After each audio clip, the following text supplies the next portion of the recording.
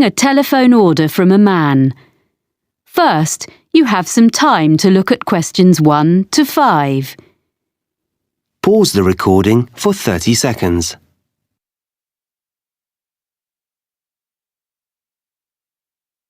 You will see that there is an example that has been done for you. On this occasion only, the conversation relating to this will be played first.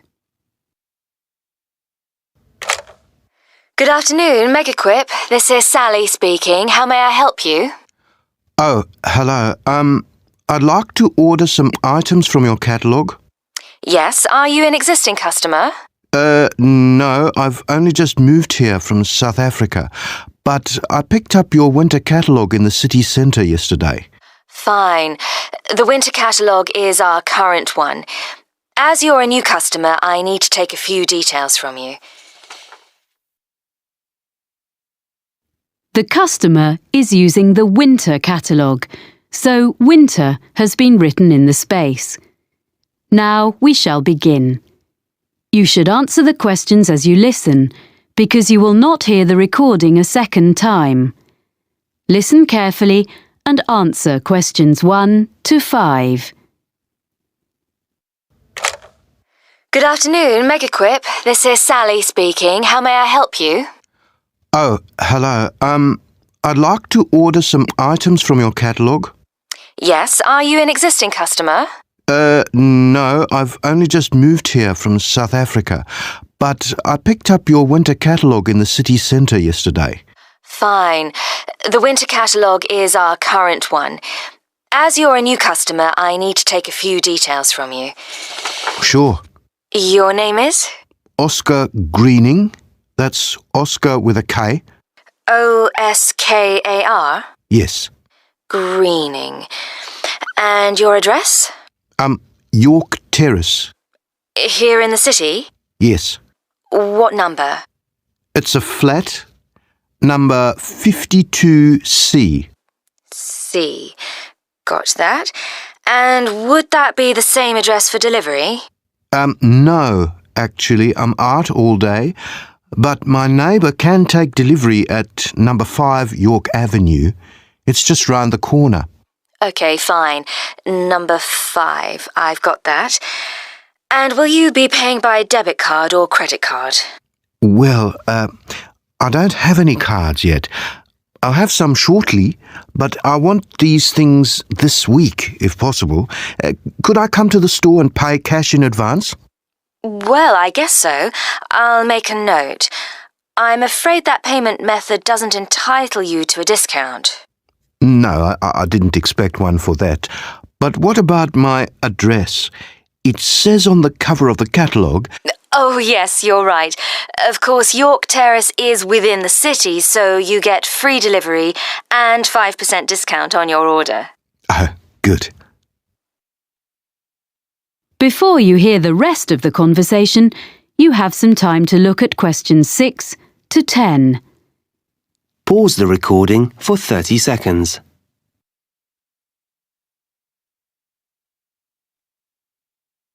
Now listen and answer questions 6 to 10. So, what would you like to order? You have our current catalogue, you say? Yes, I need 3 things for the room where I study. My office, I guess. The most urgent is a desk lamp.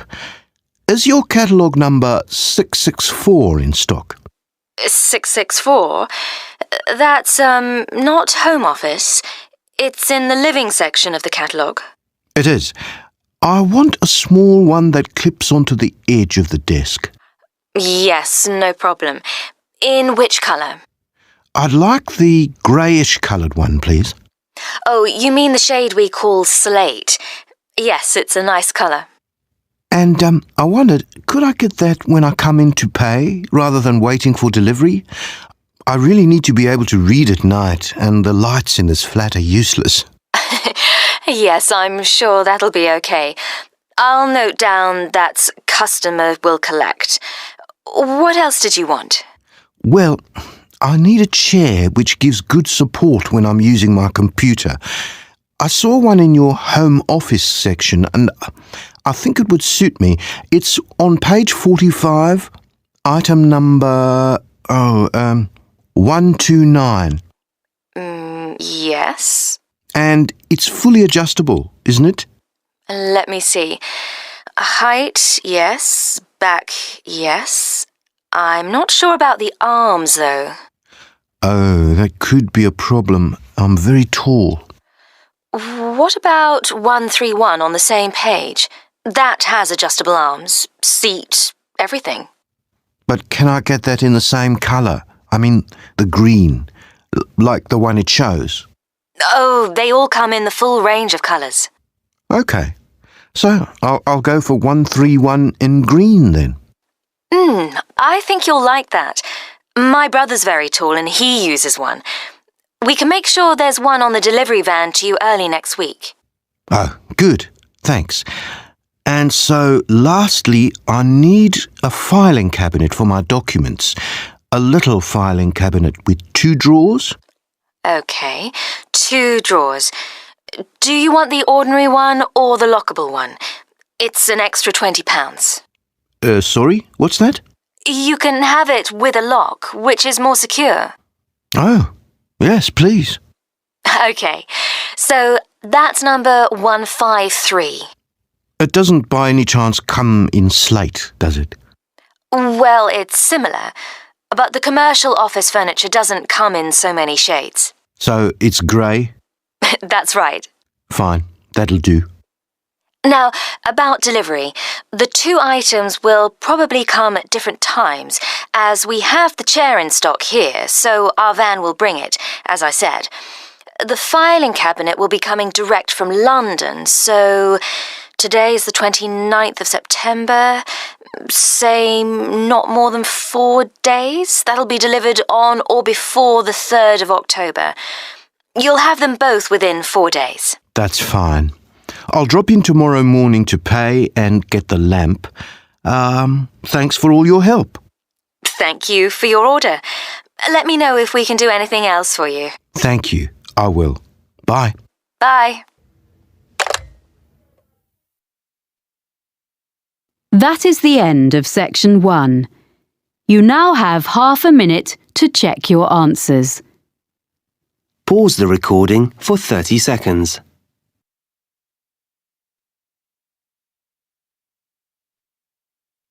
Now turn to section 2.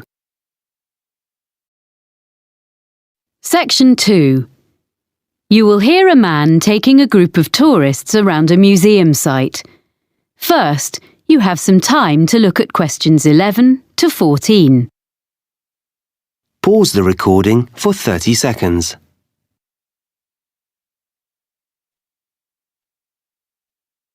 Now listen carefully and answer questions 11 to 14.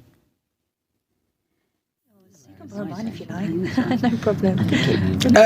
Welcome to Brampton Museum. I'm going to tell you a little bit about the museum first and then show you round. As you can see, Brampton is an open-air museum. The first open-air museums were established in Scandinavia towards the end of the 19th century, and the concept soon spread throughout Europe and North America, and there are several in Britain, all of which tell the history of a particular part of the country. Brampton focuses on life during the 19th century. The site was chosen because there were already some historic 19th century buildings here, and others have been dismantled in different parts of the region and rebuilt on the site. This hadn't been attempted before in these parts, so we're very proud of what we have here. All of the buildings are filled with furniture, machinery and objects. You may be able to see these in other museums, but not in their original settings. What also sets Brampton apart from other museums is that the story of the exhibits is told not by labels, but by costumed staff like myself.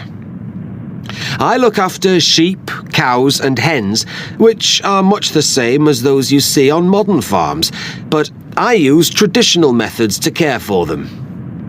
You will also be able to see a blacksmith and a printer, as well as other craftspeople.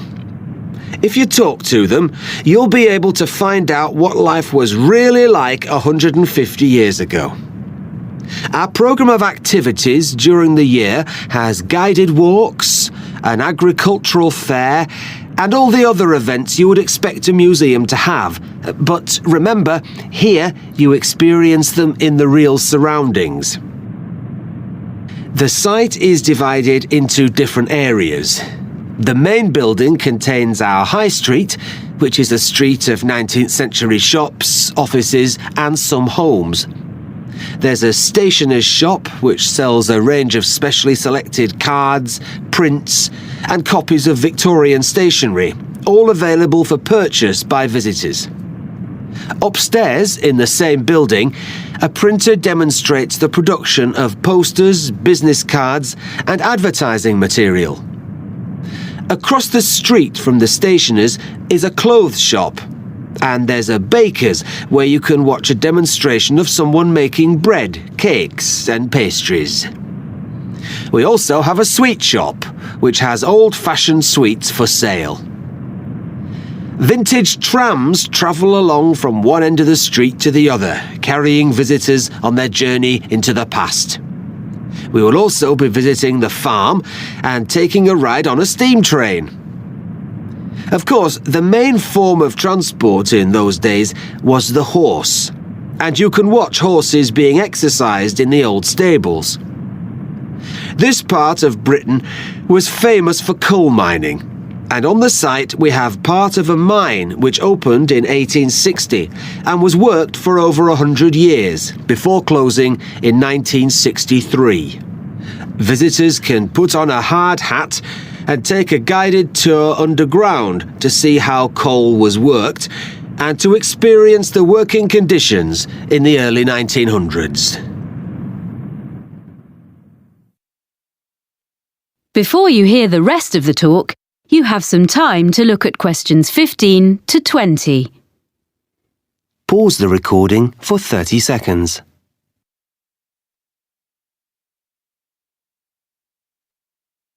Now listen and answer questions 15 to 20. Now, if you'd like to look at your map, we'll begin our tour. The site is a bit like a circle, with the railway going round the edge. You can see where we are now by the entrance, and we're going to start by walking to the High Street.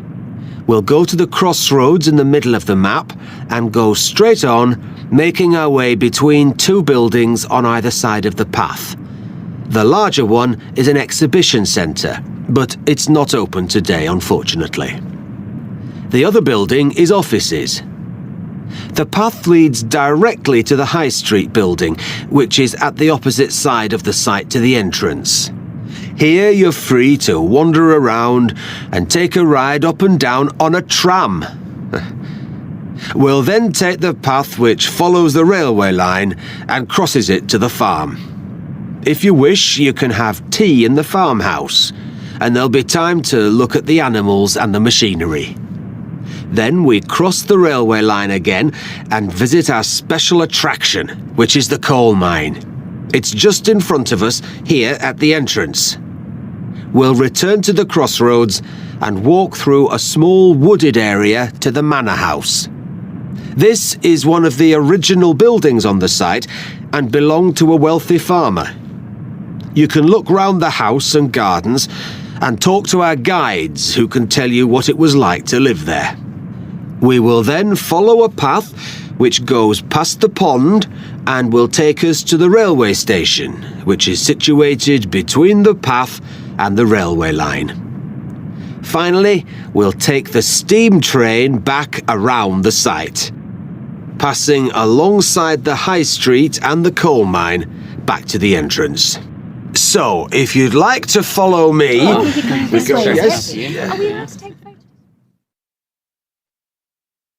That is the end of section 2. You now have half a minute to check your answers. Pause the recording for 30 seconds.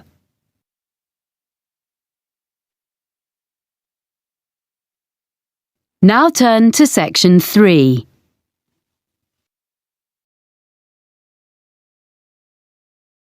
Section 3.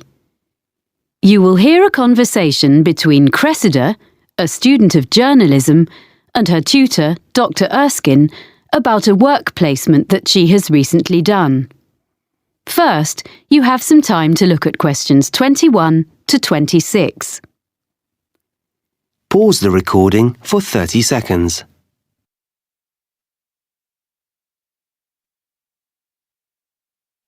Now listen carefully and answer questions 21 to 26. Well, Cressida, that was an interesting presentation you gave yesterday on your placement at the TV News Centre. Thank you, Dr. Erskine. I did work hard on it. Yes, and you did entertain the class. They enjoyed your humour, but you informed them too. But I felt there was a bit of a backstory. You know, something you weren't telling us. So how was it really? Yeah, well, I learned a lot, as I said. But I think some of the lessons weren't ones I wanted to share with the whole group. I mean, my expectations about what it would be like were too high. I'd been fantasising a bit about what I'd be doing. I mean, it all worked out okay in the end. But I got off to a bad start. Yes, I heard something similar from the producer, Ainsley Webb, who assessed your performance. He was quite negative about some of the things you did and your initial attitude, I'm afraid. Would you like to give me your version? I didn't prepare properly is the main thing. On my first morning, I hadn't checked my commuting route properly. And I didn't notice that it says the buses don't start till 6. I had to run all the way to the studio, but I was still late, and I looked a mess. Well, better at this stage of your career than later. To be honest, I made the same kind of mistakes when I was your age. But anyway, as I say, I think the presentation yesterday went extremely well, and I will bear that in mind when I grade your work experience overall. Thank you for being so understanding. Right. Now, have you completed your diary of what you did there? Professor Jenkins hasn't received it, he says. Yes, I have finished it, but I wanted to just tidy it up a bit. Some of it was written in a bit of a hurry. I'll email it to him this afternoon. OK, but I'm afraid he says this will have to be the last time you submit late. Journalism is all about deadlines, and if you can't manage them on your course, he can't give you a diploma saying you're competent, can he? Oh, yes, I'll do it straight after this. I didn't realise. Well, he can be a bit abrupt if he's kept waiting. It's the one thing he really doesn't like. Ooh. I'm sure everything is going to be fine. You're getting very good grades on your work, so as long as you remember that. Yes. Now, did you manage okay generally, do you think? Yeah, okay, I think. Well, it took a while to get to grips with all the equipment. Some of it was quite old, not as fast as what we have here in college, and at first I kept thinking it was my fault. I wasn't pressing the right buttons or something. The thing was, none of the TV centre staff asked me if I wanted instructions.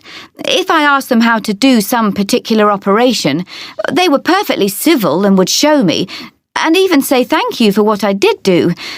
But I felt awkward to keep asking. Before you hear the rest of the conversation, you have some time to look at questions 27 to 30. Pause the recording for 30 seconds.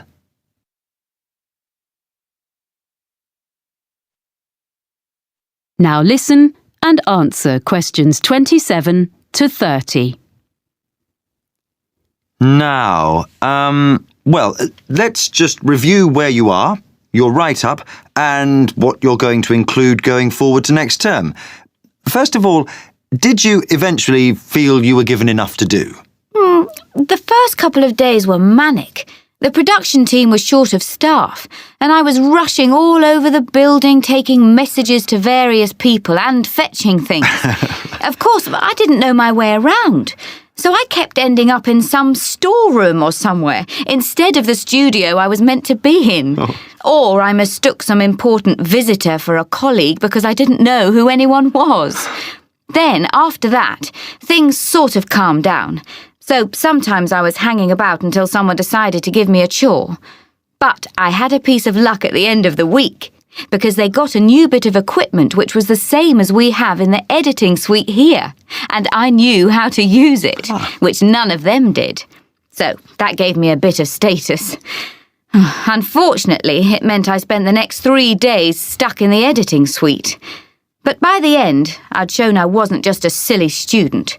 So then, when the senior reporter needed someone to go out with him when he went to interview a junior minister, I got to go along, because he knew I could handle the technical side. Well, that's good. Yes.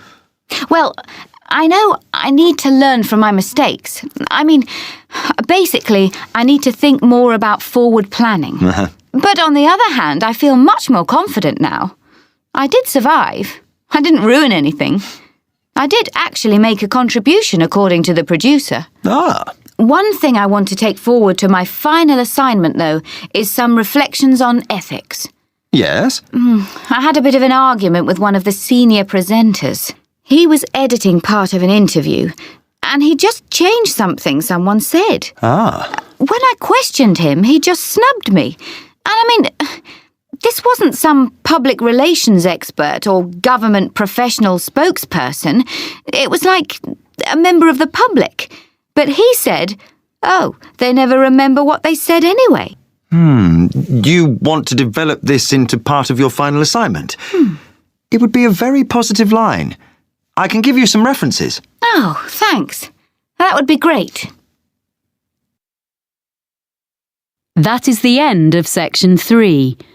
You now have half a minute to check your answers. Pause the recording for 30 seconds.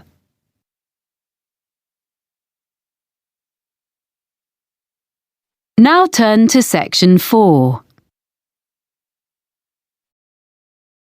Section 4. You will hear a lecturer talking about the history of the electric guitar. First, you have some time to look at questions 31 to 40. Pause the recording for 1 minute.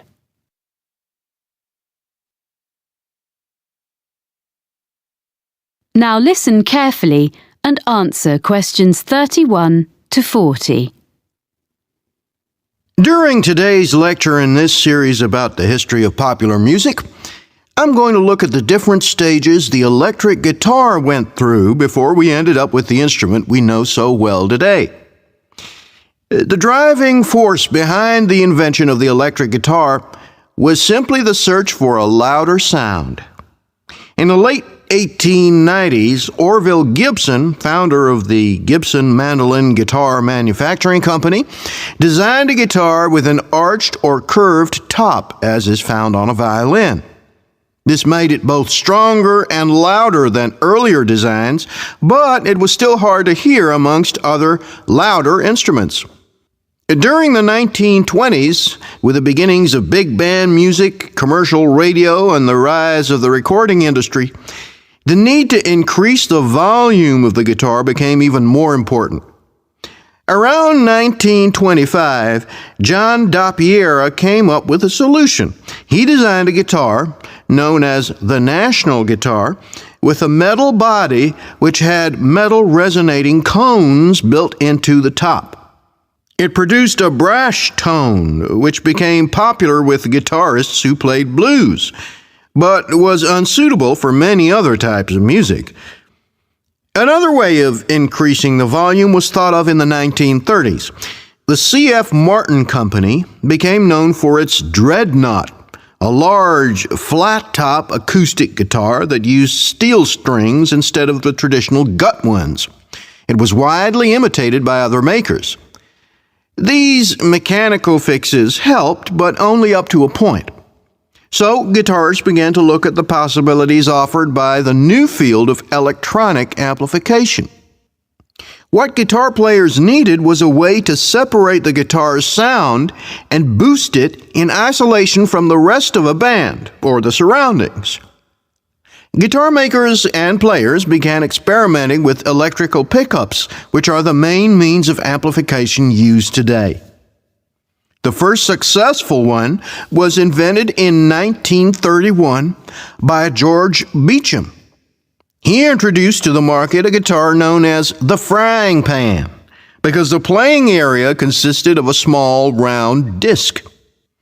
The guitar was hollow and was made of aluminum and steel. He amplified the sound by using a pair of horseshoe-shaped magnets. It was the first commercially successful electric guitar. So by the mid-1930s, an entirely new kind of sound was born. Yet along with its benefits, the new technology brought problems.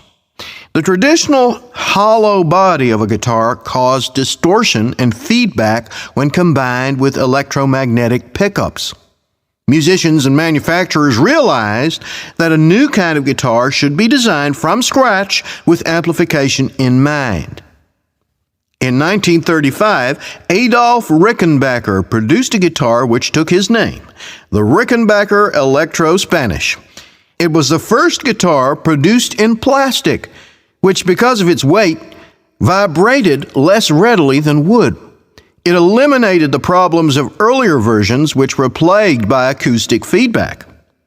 The Electro-Spanish had its own problems, however, because it was very heavy, smaller than other guitars of the period, and was quite awkward to play.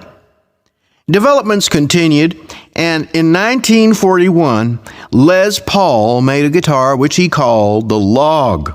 And true to its name, it was totally solid. All previous guitars had been hollow or partly hollow.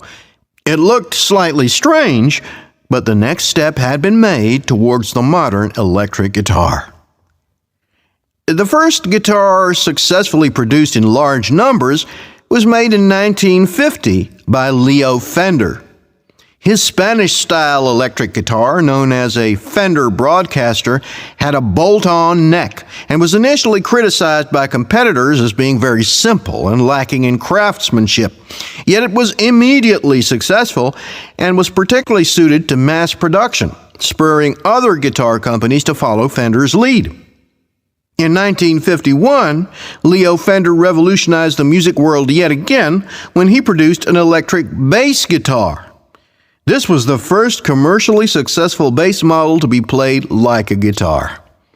It was easier for players to hit an exact note. That's why it was called the Precision.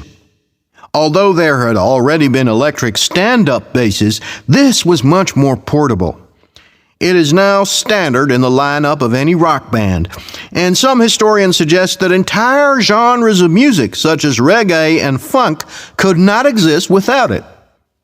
In 1952, the Gibson Company became Fender's first major competitor when Ted McCarty created the Gibson Les Paul guitar. It was distinctive because it was colored gold. The reason for this was to disguise the fact that it was made from two different kinds of wood. In 1954, Leo Fender responded to this successful instrument by introducing the Fender Stratocaster. It is easily identified by its double cutaway design and 3 pickups. This model may be the most influential electric guitar ever produced. The modern guitar as we know it was here to stay. That is the end of section 4. You now have half a minute to check your answers. Pause the recording for 30 seconds.